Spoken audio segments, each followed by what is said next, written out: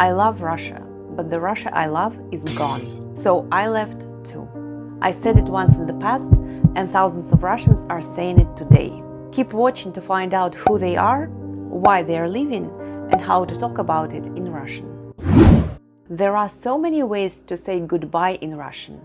In formal settings, we say «до свидания», and with friends, it's common to say «пока».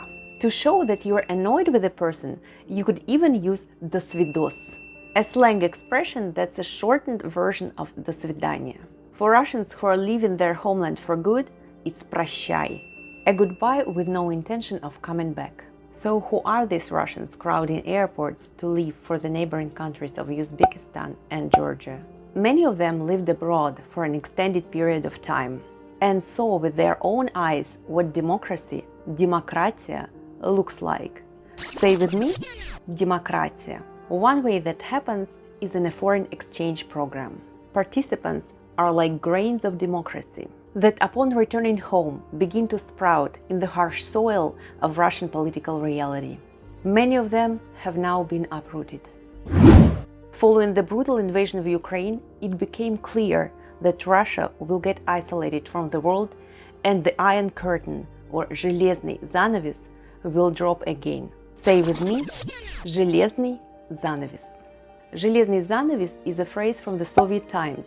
It's used to describe the tightly sealed division from the West. Занавес is of masculine gender and it's used with the adjective железный, iron, with «ы» at the end. The Iron Curtain is железный занавес. The heroes of our story don't want to be trapped behind the Iron Curtain, за железным занавесом. So they're escaping while they can, with their freedom in tow. Freedom is svoboda in Russian. Say it with me, svoboda. It's a noun that can become an adjective svobodный, or free. Svobodный is free in Russian. So someone in this situation is losing their motherland, but remains a free person. Свободный человек. Человек is of masculine gender, so it goes with the adjective свободный, with «ы» at the end. Свободный человек is a free person. Свободный to disagree with the government, which is no longer possible in Russia.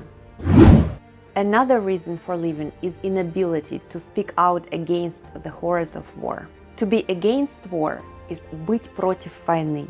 Say it with me, быть против войны. Those who took part in the protests either ran away from police or were arrested.